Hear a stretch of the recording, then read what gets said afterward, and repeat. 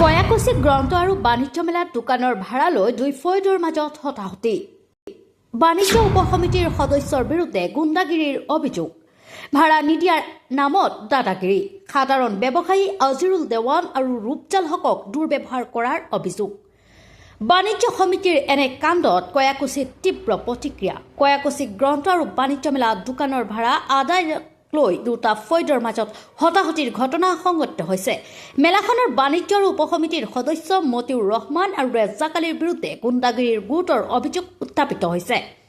জানিব পৰা মতে কয়াকুছি গ্ৰন্থ আৰু বাণিজ্য মেলাত বাণিজ্য বিপণীত সাধাৰণ ব্যৱসায়ী আজিৰুল দেৱান আৰু ৰূপজাল হকে স্মকিং চকলেটৰ দোকান এখন ৪,০০০ টকাৰ বিনিময়ত ভাড়া লৈছিল। আগদন হিচাপে কিছু টকা আদায় দিছিল যদিও বাকী টকা দিয়াত অলপ পলম হোৱাত মতিউৰ ৰহমান আৰু ৰেজাক আলীয়ে আজিৰুল দেৱান আৰু ৰূপজাল হকৰ ওপৰত অবিবেচক দাদাগিৰি চলোৱাৰ লগতে মোবাইল ফোন কাঢ়ি নিয়াৰ অভিযোগ উঠিছে।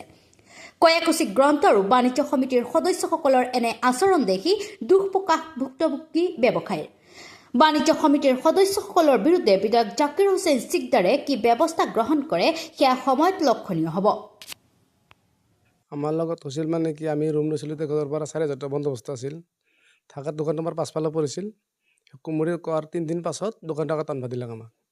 আনন্তে আমাৰ লেবাৰে দি ২,০০০ টকা খৰচ কৰি দোকানটো আগত আনলোঁ। আনাৰ পাছত এগ্ৰিমেণ্টৰ পইচাটো ৪,০০০ দিব পৰা নাই। তেওঁলোক কম দিব খুজিছিলোঁ। সিহঁতে আহি কি কৈছে মাৰপিট কৰি মোবাইল লৈ গৈছে। এই ৰেজাকে আৰু মতি কুমুটিৰ মানুহ হয় তেখেতে কৈছে পইচাটো ৪,০০০ গুণতি কৰি দি মোবাইলটো লৈ আহিবা। মই তাৰ পৰা গুচি আহিলোঁ। গুচি আহি পেলাই সিহঁতক নেতাক মাতিলোঁ। সিহঁতে কৈছে নাই পইচা দি মোবাইলটো লৈ আহা।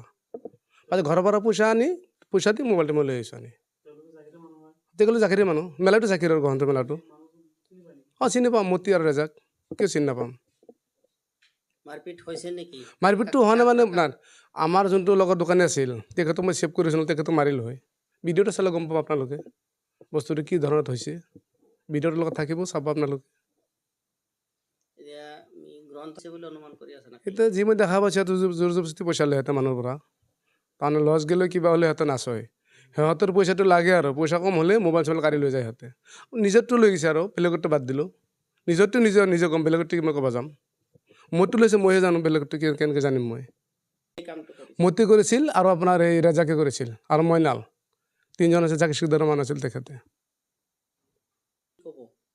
তাৰপৰা কি ক'ম আৰু তেখেতে ডাঙৰ মানুহৰ কাৰণে আমি পৰা নাই সেইকাৰণে গুচি আহিছোঁ। তাৰপৰা মাৰ্চাৰ খাই কি কৰিম আৰু উপায়তো আৰু নাই। সেইটো আৰু কি আমি আৰু কৰিছোঁ আমি নিজে চালোঁ, বেলেগৰ তাৰ কি ক'ম। নিজে চাইছোঁ না সিহঁতৰ ব্যৱহাৰটো।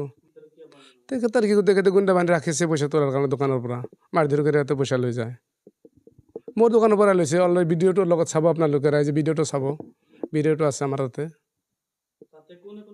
ৰেজাকে আৰু মতি আছিল। ৰেজাকে লৈছিল মোবাইল। কাজিয়াটো হৈছে, হাতাহাতি হৈছে। স্মকিং চকলেট লাষ্টৰ দিনা হৈছিল। ২২ তাৰিখত ৰাতি ১১টা বজাত।